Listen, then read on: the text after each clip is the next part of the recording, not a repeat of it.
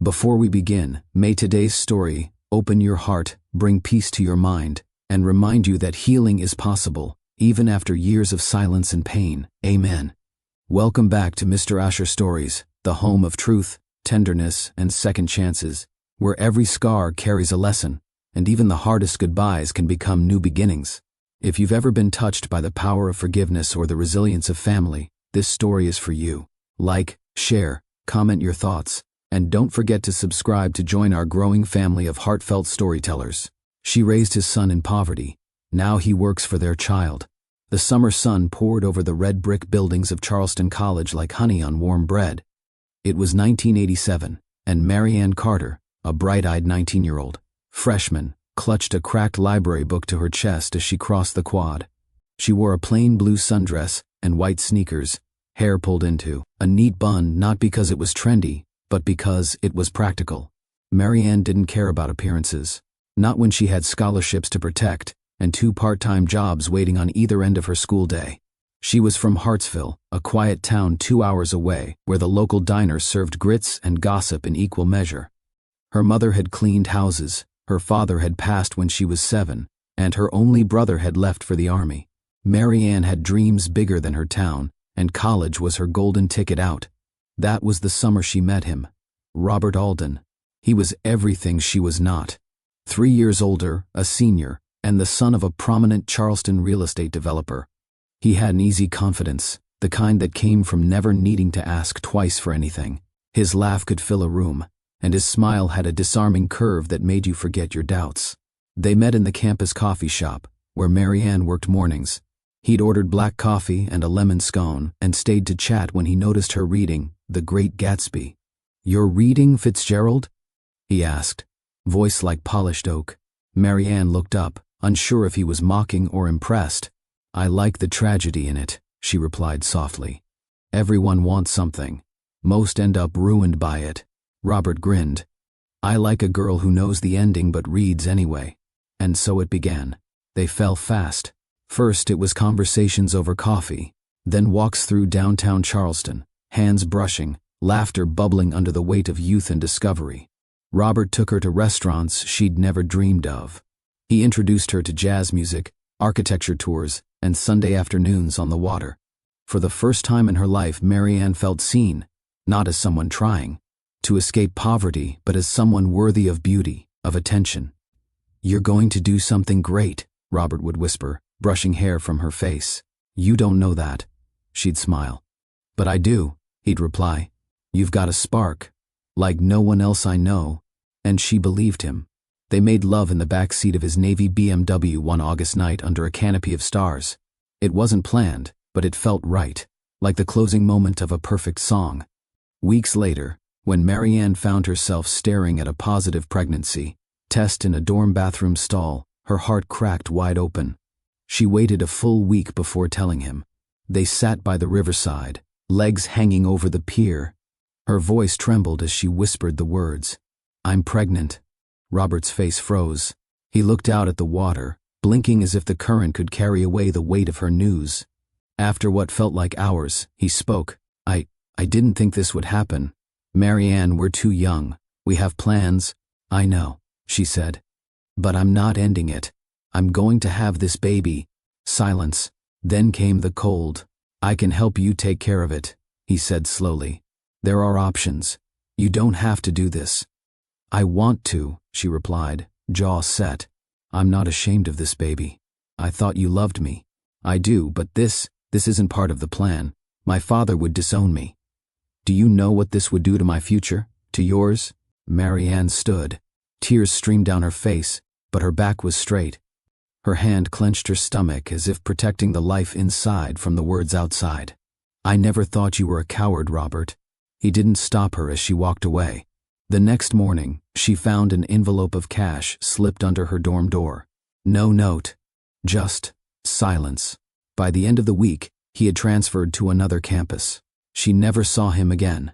Marianne dropped out of college that fall. There were no scholarships for single mothers. No childcare for freshmen. She packed her things, said goodbye to her dorm roommate, and took the bus back to Hartsville, her belly already beginning to show. Her mother didn't say much. just offered the guest room and a quiet hug. By winter, Marianne was cleaning houses for the wealthy families she used to envy from afar. She took whatever work she could, waitressing, babysitting, even late-night shifts at the local hospital as a janitor. Her stomach swelled as the months passed, and with it, a silent promise grew in her heart. "My child will never feel unwanted," she whispered each night before sleep. In May, she gave birth to Daniel Carter, a squalling, red-faced baby boy with Robert's eyes and Marianne's resilience. She held him close, tears soaking his tiny blanket. "You are my beginning," she whispered. Motherhood hit her like a tidal wave, exhausting, endless, but full of purpose. The apartment was small, barely 2 rooms above a pawn shop, but Marianne made it a home. She pinned paper stars to the ceiling. She created stories for Daniel at bedtime about brave boys who climbed mountains and mothers who never gave up. There was never enough money. Bills piled high like snowdrifts.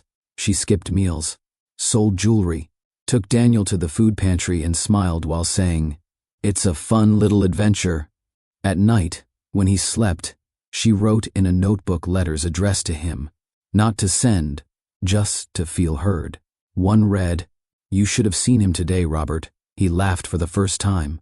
I don't need you, but sometimes I hate that you're missing this." She burned most of those letters, but the ache remained. Daniel was 5 the day Marianne stood on the sidewalk, clutching his hand. He wore a hand-me-down jacket and shoes a size too big. His backpack was second-hand, patched with denim hearts Marianne sewed herself. "Will Daddy be at the school too?" he asked, his eyes wide. Marianne knelt, heart clenching. "No, sweetheart, Daddy lives far away. But I'm right here, always." Daniel nodded and ran into the building. Marianne stood watching long after he disappeared, arms wrapped around herself as if bracing for wind. Inside, a small part of her hoped he'd never ask again. Years passed. Daniel grew into a kind, curious teenager. He worked odd jobs by 14, mowing lawns, helping at the local library. He saw how hard Marianne worked, how tired her eyes were at night, and he vowed to change their story. "You won't always have to clean houses, Mom," he said once, handing her a homemade Mother's Day card. "One day, I'll take care of you." Marianne smiled, pressing a kiss to his forehead. "You already do." He won a scholarship to college, graduated top of his class. Marianne attended his ceremony in a second-hand dress and shoes that pinched. When he walked across the stage, the applause thundered like a victory for them both. She whispered, "We did it, Daniel." That same month, in a distant city, Robert Alden stared at a foreclosure notice on what was once his vacation home. His world had crumbled. A bad business deal. A betrayal by his second wife. Children who no longer called. His name, once etched in corporate glass, was now dust in forgotten directories. He scrolled job boards at 2 a.m., fingers trembling. Overqualified. Too old. The words echoed. In a moment of desperation, he clicked an application for a consulting assistant at a rising legal tech firm. Salary modest. Expectations low. But dignity had no price. He filled it out. Hit send. He didn't recognize the company name, and certainly not the founder. If this story is already tugging at your heart, don't stop now. There's so much more ahead. A mother's sacrifice, a son's rise, and a father's reckoning. Tell us in the comments, have you ever had to forgive someone who hurt you deeply? Don't forget to like, subscribe, and share this story if you believe in redemption and second chances. Daniel Carter's office overlooked the harbor skyline. From the corner window, he could see ships drifting across the water, like silent dreams, symbols of motion, of direction, of control. That's what Daniel had built for himself. Direction. At 35, he was the co-founder and CEO of EquiRight Solutions, a legal tech startup that had grown from a dusty garage idea into a multi-million-dollar platform revolutionizing digital contract resolution. The irony? He rarely thought of his own father's broken promises, even while helping others resolve theirs. His success wasn't accidental. Daniel had built it brick by brick, inspired by watching his mother sacrifice everything for him. While his peers had summered in Europe, he'd worked warehouse shifts.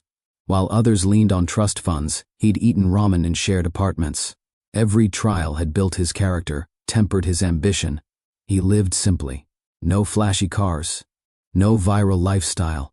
His home was modest, though clean and modern, decorated with books, black and white photos, and one framed picture of Marianne holding him as a baby. Underneath his calm demeanor lived a wound never quite closed. He never hated the man who left them. He simply didn't understand how someone could leave. And yet, that unanswered question had quietly shaped every relationship, every milestone, every guarded choice. "Sir, there's a Robert Alden here for the assistant consulting role," Daniel's HR manager said, peeking into his office. Daniel glanced at the resume. The name barely registered. He saw an older man's face through the glass. Gray hair, well-worn suit, tired eyes trying not to look tired. "Bring him in." Robert entered with humility in his step. No briefcase, just a notebook. He extended his hand with the dignity of a man who once owned a room. "Thank you for seeing me, Mr. Carter. Please, call me Daniel." Their handshake lingered a second longer than normal. Daniel couldn't place it, but there was something oddly familiar about the man's eyes, like the silence after a piano note fades. They spoke about Robert's experience, consulting, operations, client management. Robert didn't oversell himself. He didn't try to impress.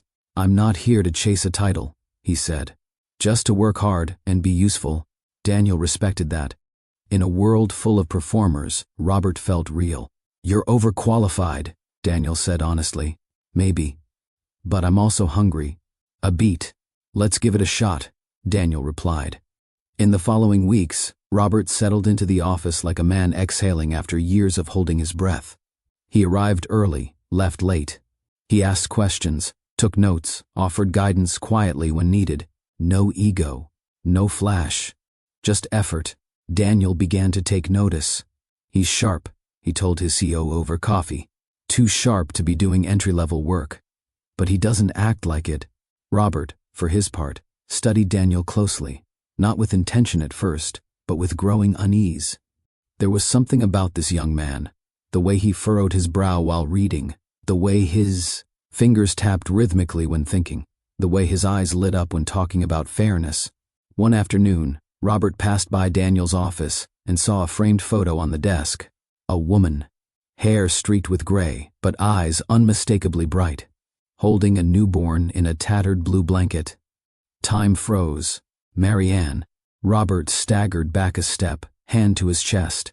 He moved down the hall, heart thudding. Sweat gathered on his brow. No, it couldn't be. But it was. That was his child. Robert sat in his car for nearly an hour that night, parked on the street outside his dingy motel. He couldn't go in. Couldn't breathe. His son. He had been working for his son. And Daniel didn't know. Shame wrapped around his throat like a noose. He wanted to run, to disappear. But then he remembered Marianne's eyes in that photo. Kind, tired, proud. She'd done it. She'd raised their son without him. And Daniel had become everything Robert wasn't. Focused, fair, grounded. He had missed every birthday, every first day of school, every late-night fever, every graduation. And now he sat in a beige office chair typing memos for a son who didn't even know he had a father. He thought about telling him. Then he thought about the rage in Daniel's eyes that might follow. And he did nothing. The next morning, he returned to work. "Mom," Daniel said over the phone, "we hired this new guy, Robert Alden. Kind of old school but smart. His name sounded familiar to me. Didn't you once mention knowing an Alden in college?" Marianne froze, hand stilling over the sink. Her heart sank. "Alden?" she repeated slowly. "I did know a Robert Alden. But that was a lifetime ago." "Huh. Probably just a coincidence." "Probably." After the call ended, Marianne sat on the couch for a long time. She pulled out the same photo Daniel had on his desk. Her and baby Daniel, the same blue blanket. And then she got in her car. Daniel wasn't expecting her. She never showed up unannounced at work. But when she walked into the lobby holding a small Tupperware of his favorite homemade soup, he smiled. "You didn't have to drive all the way down here." "I wanted to. Thought you could use a break." From the other side of the room, Robert walked in, paperwork in hand. His steps slowed. His breath caught. Marianne turned. Time collapsed. Eyes locked. Memories slammed back like waves crashing against an old pier. The past stood in front of her, grayer, thinner, but unmistakably the same man who left her sobbing in college parking lots. She straightened. Robert said nothing, just stared. Daniel noticed the tension. "Mom? I think we need to talk," she said softly, never looking away from Robert. Daniel blinked, confused. "Do you two know each other?" Neither answered. The silence was thunderous. They met in a nearby cafe an hour later. Marianne stirred her tea with slow, controlled movements. Robert didn't touch his cup. "I didn't know," he said first. "When I applied, when I walked in that day, I had no idea, until I saw that photo." "And you didn't think to leave?" she asked coldly. "I was going to. But I needed the job. I didn't think I'd be close to him. I thought I could just stay invisible." Marianne's voice cracked. "You've been invisible long enough, Robert." He bowed his head. "Has he been kind to you?" she asked suddenly. "Yes," Robert whispered. "He's been more than fair." A pause. Marianne exhaled. "Then you can't lie to him." "I don't know how to tell him." "You don't have a choice." They agreed to tell him together. That night, at Daniel's home, Marianne sat beside her son on the couch. Robert sat across from them, wringing his hands. "Daniel," Marianne began, "I've kept something from you. Not out of malice, but out of protection. Your father, he's not who you thought he was." Daniel sat upright. Marianne turned toward Robert. And Robert, his voice barely a whisper, said, "I'm your father." Daniel stared. No words, no breath. Just shock. The photo, the handshake, the gut feeling. "I don't believe you," he said. Marianne nodded slowly. "I didn't want to believe it either." Daniel stood. "Get out, both of you, now. This is where truths unravel and pain surfaces. Have you ever discovered a truth so heavy it changed your entire view of someone? Comment below and share your experience. Like, subscribe, and stay with us. Daniel's storm has just begun. Daniel didn't sleep that night. He walked through his quiet apartment like a man lost in someone else's home. The picture frames, the shelves, the carefully folded blanket on the couch, it all felt foreign now. His thoughts spun, anchored by a single truth. The man he had hired out of compassion was his father. The same man who had left his mother sobbing, who vanished for 35 years, who had worked beside him for weeks without saying a word. Daniel wanted to scream, to cry, to hit something, but mostly, he just sat at the kitchen table, staring at the picture of his mother holding him as a baby. "She raised me," he whispered. "She raised me alone." Across town, Marianne lit a single candle in the kitchen window. A quiet symbol, one she'd used for years. When Daniel was little, it meant, "I'm still awake, you're safe." Now, it meant something else. She sat with her Bible open but unread. Her fingers trembled, not from anger, but from weariness. Robert's face had aged, but the pain he carried was unmistakable. Was it justice to finally see him broken? Was it healing to see him kneel? Or was it just more weight? She whispered into the silence, "Lord, guide him, and guide our son. Don't let bitterness win." Robert didn't sleep either. He sat at his rented desk in his rented room, a pen shaking in his hand. He wrote, "Daniel, I don't expect forgiveness. I hardly expect a second conversation.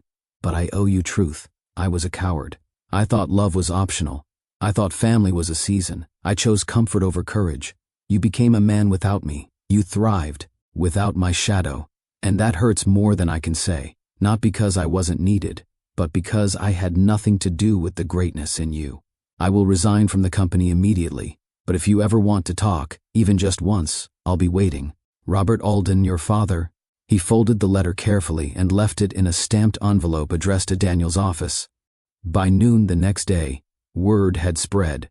Robert had resigned. No one knew why. No one asked. But Daniel sat in his office, staring at the letter, reading it once, twice, then again. He didn't cry, but his throat ached. He had every right to hate this man, but hate didn't heal, and it didn't explain anything, and there were questions that deserved answers. He left work early. Robert was packing when Daniel knocked. He opened the door slowly, expecting fury. What he found was Daniel, calm, pale, eyes red, but steady. "I didn't come to fight," Daniel said. "I came to listen." They sat on opposite ends of the room, separated by decades of silence. Robert told the truth about his fear, his selfishness, his mistakes. He didn't beg. He didn't dramatize. He just owned it. "I was raised to believe success mattered more than integrity," Robert said. "That appearances were everything. You and your mother didn't fit the picture, and I threw away the only real thing I ever had." Daniel listened. When it was done, he stood. "I don't forgive you, not yet, but I'm not going to carry your sin as my weight either." He left without slamming the door. That night, Daniel stood in Marianne's kitchen. She poured tea and sat across from him like she had done thousands of nights before. "Did I make the right choice?" she asked softly. Daniel looked up. "You raised me with love. You never poisoned me with hate. That's the only reason I could walk into that room today and not lose my mind." Marianne's eyes welled. "I kept the door open, Daniel. Just a crack. Not for him, but for you." Daniel leaned forward and took her hand. "I see that now." 3 days later, Daniel returned to his office. His staff was surprised to see Robert walk in behind him, resume in hand, no pride in his step. Daniel held a press briefing internally. "This is Robert Alden," he announced. "He's staying on as an internal advisor. Any questions you ask me." Later that afternoon, he sat with Robert in his office. "There are conditions," Daniel said. Robert nodded. "You will never lie to me again. You will not try to be a father unless I invite you to be. And you will earn every ounce of trust, by action, not apology." Robert swallowed the lump in his throat. "Yes, absolutely. And I may never call you Dad. Ever." Robert blinked. "I understand." Daniel leaned back. "Then let's get to work. If you've ever had to face the person who broke you, if you've ever felt torn between truth and healing, tell us, what helped you move forward? Subscribe, like, and share this story if you believe that even broken families can rebuild something new." The office dynamic had shifted. Colleagues noticed Robert's presence more acutely now. Rumors swirled quietly. Some suspected a connection. Others didn't dare ask. Daniel kept his boundaries clear. No favoritism. No acknowledgement beyond professionalism. But the air was different. Robert worked silently, diligently. Never late. Never showy. He avoided eye contact with Daniel, unless spoken to, and he avoided questions about his past. He wasn't there to impress. He was there to atone, even if no one asked him to. One afternoon, Daniel handed Robert a folded flyer. "Therapist, family systems. I'm going every Thursday at 5:30. Robert looked up. Daniel continued, "You're welcome to come, sit in the same room, or not, but I'm doing the work." Robert hesitated. "You want me there?" Daniel didn't answer immediately. "I want answers," he said finally, "even if they hurt." That Thursday, Robert showed up early. He sat in the waiting room like a student on his first day of school. Daniel arrived 10 minutes later. Their eyes met. Daniel nodded toward the door. "Let's do this." The therapist was gentle but firm. A woman in her 50s, with a velvet voice and a gaze that saw through masks. "I want you both to speak, but also to listen," she said. "This room is not for punishment, it's for healing." The first session was quiet. Daniel didn't explode. He asked questions. "Did you ever think about me?" Robert, "Yes, but I buried it." "Why didn't you reach out?" Robert, "Because I was ashamed. You missed everything. Every birthday, every broken bone, every victory." "I know." Tears came. But they weren't explosive. They were quiet, like rain that falls on dry soil. Meanwhile, Marianne began writing again. Her journal, once forgotten, now reopened. She wrote letters to her younger self. "Dear 19-year-old me, you survived. Not because he came back, but because you didn't let his leaving define you. Your love was not wasted. It shaped a good man. And now, even though the past still echoes, it doesn't own you. Love, the woman you became." She visited Daniel more often, sitting on his balcony at dusk, watching the sun go down with peace in her bones. "Life didn't go the way we planned," she said once, sipping tea. Daniel nodded. "But maybe it's going the way it's supposed to." In late spring, a major client threatened to walk. A glitch in the system. A legal misstep. Panic rippled through the team. Daniel worked around the clock. At midnight, Robert entered the office holding a binder. "I think I found a solution." Daniel, exhausted, glanced up. Robert laid out an old-school workaround. Decades-old legal logic, applied to new tech contracts. "It's not flashy," he said, "but it's solid." Daniel tested it. It worked. The deal was saved. At the team meeting the next day, Daniel stood before his staff. "I want to thank Robert Alden," he said. "His experience just saved us 7 figures." Applause. Robert bowed his head. He wasn't used to being seen anymore. Later that week, Robert approached Daniel outside the building. "I was thinking," he began, "maybe sometime, if you're open to it, I could share a few pictures of me when I was younger, so you can see where your chin comes from." Daniel chuckled, despite himself. "Are you always this awkward?" Robert smiled. "Only when I'm scared." Daniel sighed, then nodded, "One step at a time." The collapse came suddenly. Robert had just finished a late shift. His chest tightened, vision blurred. The janitor found him slumped in the break room chair. At the hospital, Marianne and Daniel stood by his bedside as monitors beeped steadily. A mild heart attack. Treatable, but serious. Daniel held Robert's hand. He didn't have to. "I told them, 'You're my father,'" he whispered. Robert stirred slightly. Eyes fluttered open. "You stayed," he rasped. Daniel nodded. "Don't make me regret it." They both smiled through the tears. "Have you ever had to stand beside someone who once broke your heart? Have you chosen grace when revenge seemed easier?" Share your turning point in the comments. Subscribe for more stories that bring healing where hurt once lived. After Robert was discharged from the hospital, he returned to his small apartment under strict rest orders. For the first time in years, his world moved slowly. He had no meetings to attend, no suits to press, no deals to chase. Just a worn recliner, a steady supply of medication, and the memory of Daniel holding his hand. He stared at a photo Marianne had mailed him years ago, Daniel's graduation, which he had missed. Now, every hour of breath felt like grace. A week into recovery, Robert heard a knock at his door. Daniel stood outside with 2 grocery bags. "I figured you're not eating well," he said gruffly. Robert stepped aside, eyes wide. "I wasn't expecting." "You don't need to expect me," Daniel said. "Just let me in." He put the groceries away, then sat on the couch. "This isn't forgiveness," he said. Robert nodded. "I understand." Daniel glanced at him. "But it's something." Over the next few weeks, Daniel stopped by more often. Sometimes with food, sometimes with silence. Once, with a chessboard. They didn't always talk. But the presence was consistent. Robert never pushed, never asked for more than what was given. He took what was offered and treasured it. One day, after a long silence, Robert said softly, "I used to measure everything by achievement, wealth, titles, control. And now," Robert looked down, "now I just want to be worthy of sitting at your table." Daniel said nothing, but he didn't get up to leave. Marianne was slower to come around. She remained cordial, but guarded. One Sunday afternoon, Daniel invited both of them for dinner. It was quiet at first, just the clinking of utensils and Marianne's practiced hospitality. But Robert cleared his throat.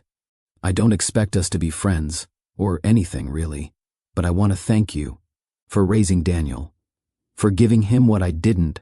Marianne looked at him, long and hard. Her voice was firm but kind. "You don't get to rewrite history, Robert, but you can help write what comes next. If you stay humble, I will." She nodded once.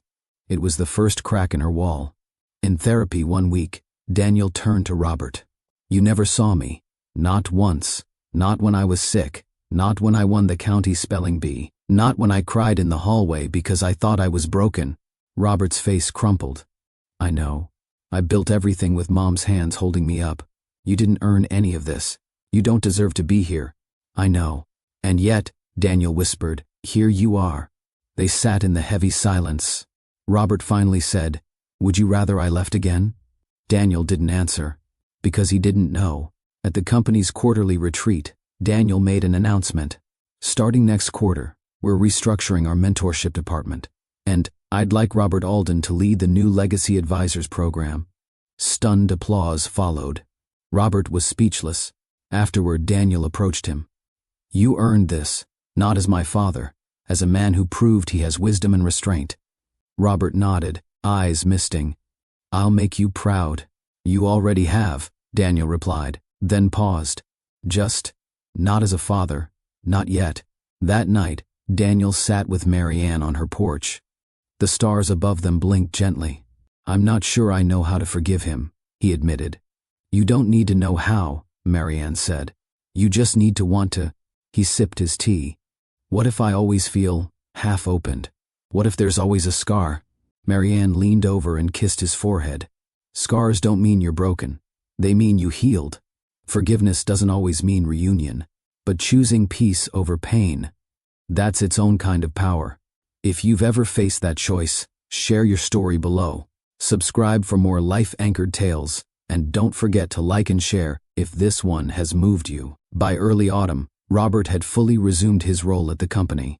The mentorship initiative, now branded Legacy Advisors, flourished under his quiet guidance. He offered what he hadn't to his own son: wisdom, patience, presence. Interns gravitated to him. Young professionals listened to him. But Robert never let praise turn to pride again. He knew the difference now. Pride was what made him run. Grace was what kept him grounded. He never once referred to Daniel as "my son" at work, not because he wasn't proud, but because he understood boundaries were a form of love too. One evening, Daniel sat across from Marianne at her kitchen table. He had just come from a long board meeting and looked exhausted. "I think I'm afraid of becoming him," he admitted.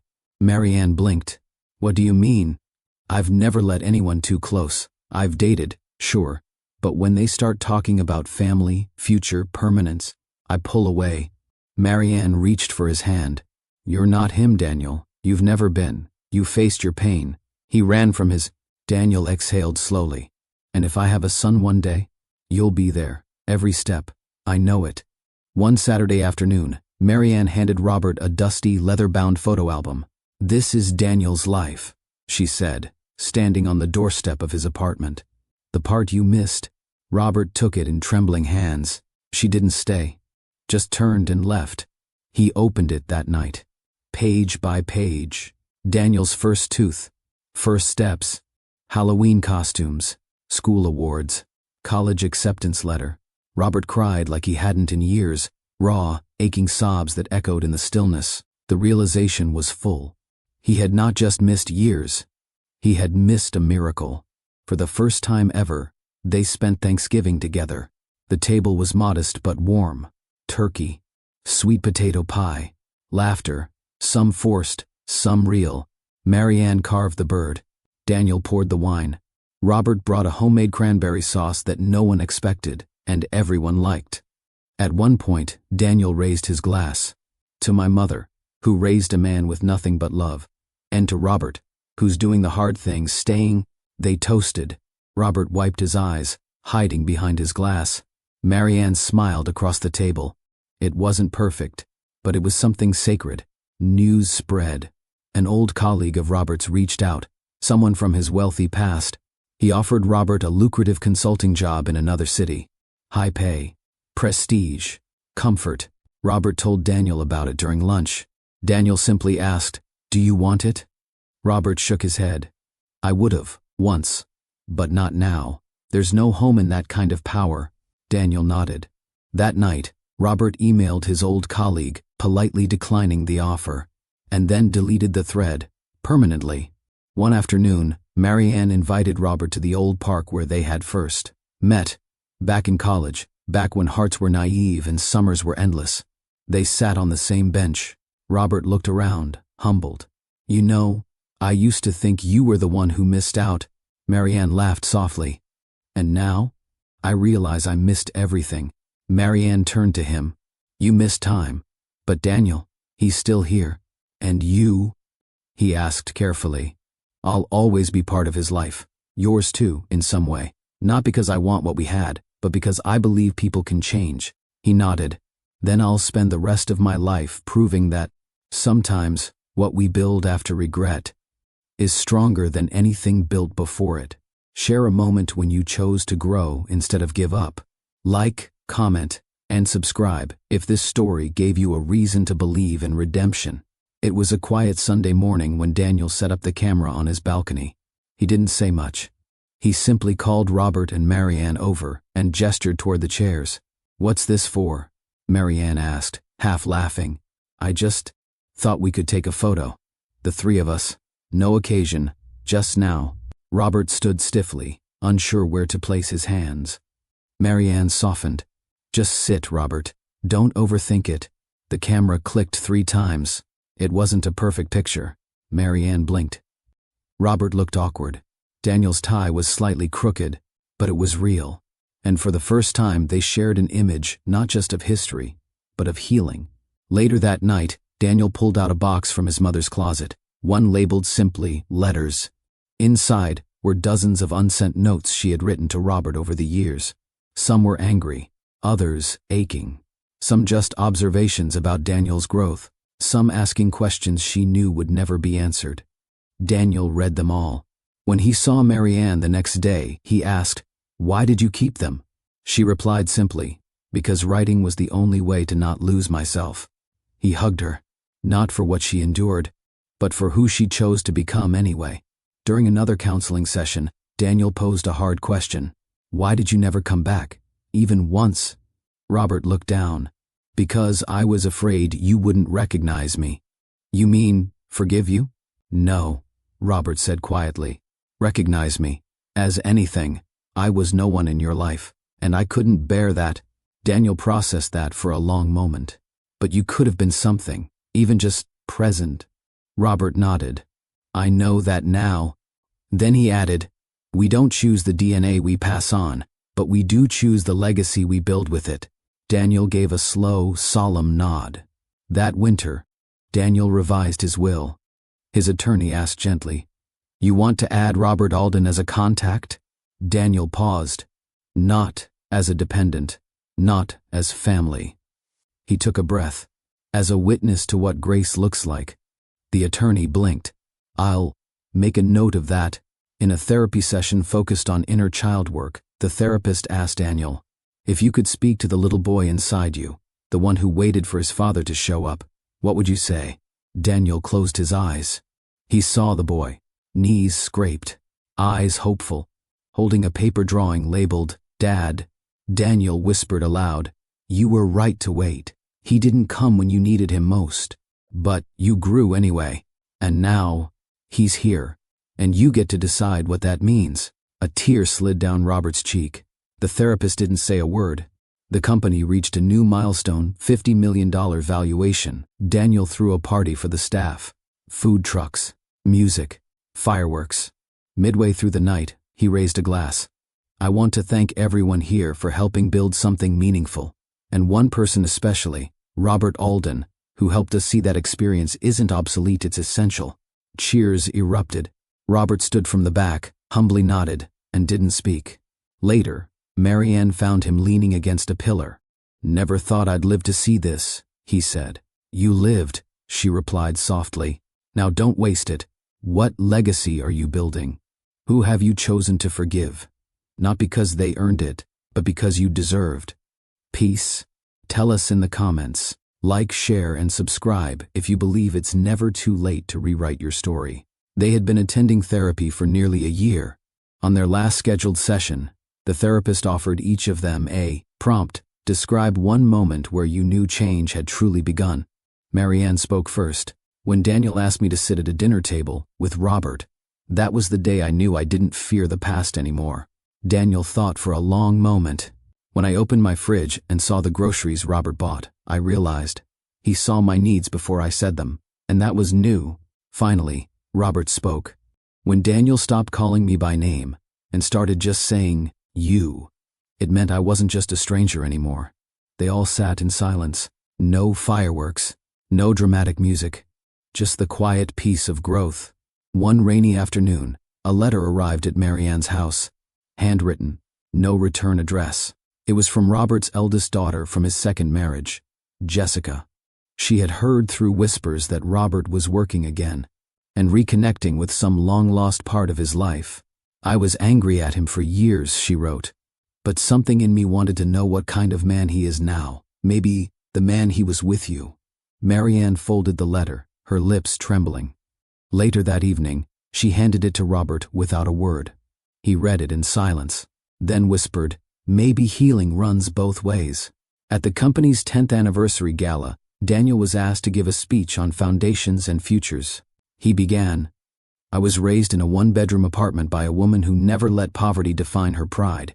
I grew up without knowing my father, but I became a man because I saw what strength looked like every single day." He paused. But life has a strange way of bringing things full circle. Sometimes the people who cause the deepest wounds are also the ones who help build the next chapter. He glanced at Robert in the front row. And sometimes we don't forgive because someone deserves it. We forgive because we're tired of carrying it. Thunderous applause followed, but Robert didn't move. His eyes brimmed, his hands shook, and Marianne? She closed her eyes and whispered a prayer. One morning, Daniel took Robert to a quiet park. They sat on the same bench Robert had once shared with Marianne when he first learned she was pregnant.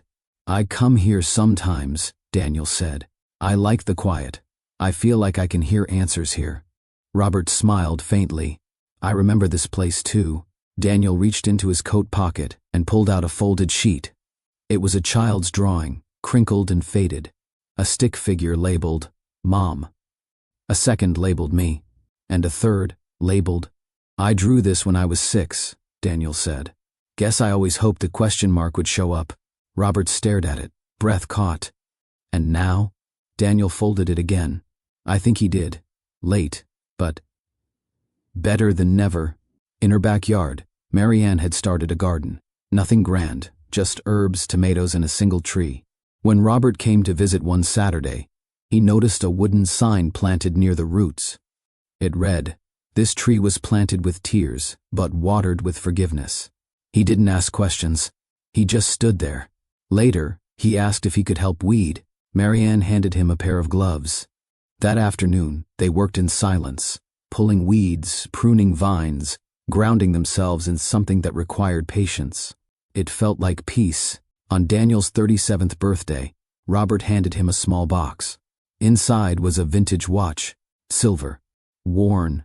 "It was my father's," Robert explained. "I never thought I'd pass it on. I didn't think I'd earn that right." Daniel turned the watch over. There were initials carved into the back. "But this is a symbol," Robert continued. "Not of inheritance, of intention. You get to write the story better than I did." Daniel didn't respond immediately, but he wore the watch the next day. Some stories aren't about happy endings. They're about true ones. Who in your life has shown up late, but still showed up? Share, like, and subscribe if you believe that broken beginnings can still grow into beautiful middles. One evening, Daniel sat at his desk and began writing a letter. He didn't have children yet, but the words poured out anyway. "To my future son, you will grow up loved, not perfectly, but intentionally. You may ask one day why my eyes look distant when someone mentions father. Know this. I forgave mine, not for what he did, but so I wouldn't carry it forward. Pain doesn't have to be permanent. You'll never wonder where I am. I'll be right beside you, always." He folded it and placed it in an envelope marked someday. Marianne received a call from the local community board.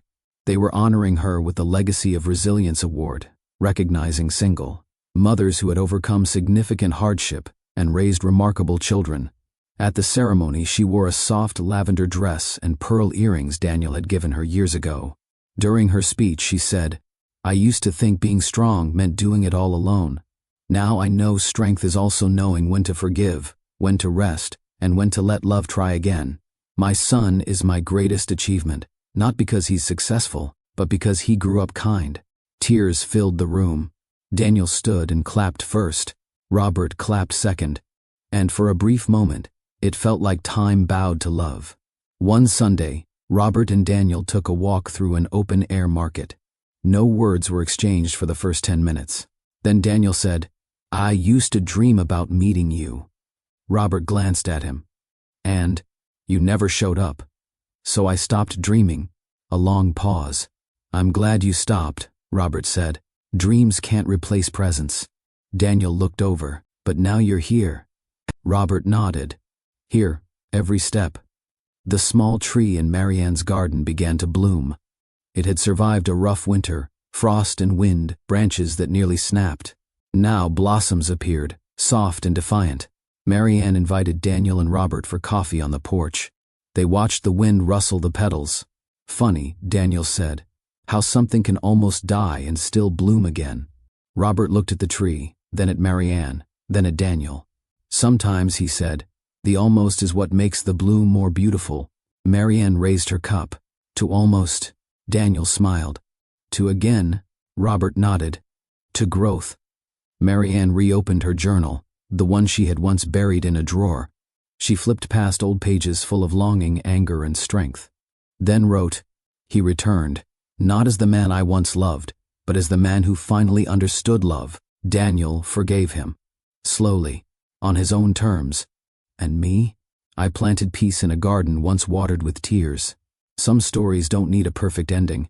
They just need truth, time, and someone willing to stay. She closed the book, heart full, tears gentle, not broken, just whole. Not every story needs fireworks.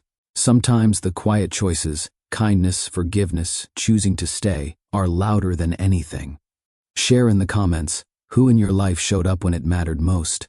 Like, subscribe, and turn on notifications to keep receiving stories that remind us what family, love, and second chances really mean. In the company's updated directory, Robert's title was no longer assistant consultant. It now read Senior Advisor, Founder Relations. Some employees knew the story. Others only knew there was something powerful between the quiet older man and the CEO. Robert never used the title to leverage influence. He didn't lead meetings or claim credit, but people listened when he spoke, because they knew here was a man who had been humbled, who had earned his place by walking through the fire and staying when it got hot. And Daniel? He didn't need to call him Dad. The way he said thank you in meetings or good to have you back after time off said enough. One spring morning, Daniel handed Robert a black folder. What's this? Robert opened it to find a replica diploma from Daniel's university, custom-made. With a post-it, in case you wanted to say you were there. Robert's eyes welled up. I always wanted to be, he whispered. I just never knew how to come back. Daniel nodded. Well, now you've got the certificate. They both chuckled. And somewhere inside Robert, the ache of absence loosened its grip. That year, Thanksgiving looked different. Daniel invited close friends, a few staff members, their partners, and of course, Marianne and Robert. The table was longer, the food richer, the laughter deeper. At one point, a little boy, an intern's son, climbed onto Robert's lap and asked, "Are you his grandpa?" The table fell silent. Robert looked at Daniel.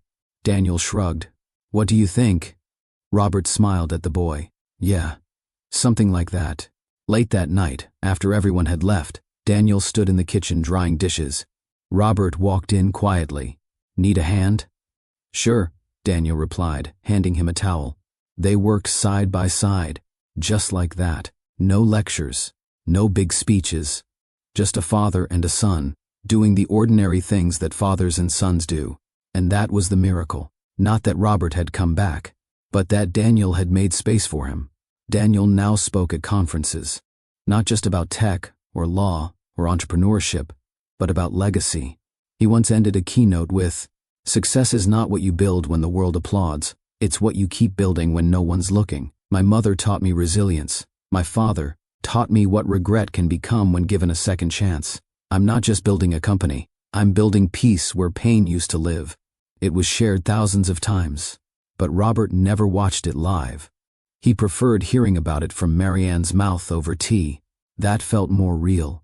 One evening, Daniel brought out the family photo album. There were pages of him and Marianne, from childhood to graduation, from poverty to promise. But now, the last pages showed something new. Robert and Daniel planting a tree together.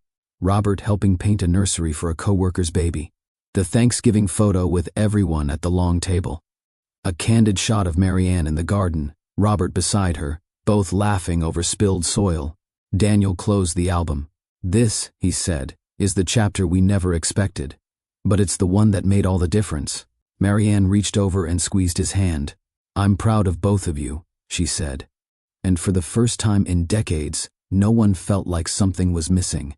From abandonment to forgiveness, from silence to strength, this story reminds us that the past may hurt, but healing is still a choice. If this story touched you, share it. Comment below. What's your story of second chances? And remember to subscribe so you never miss another soul-deep story from Mr. Asher Stories.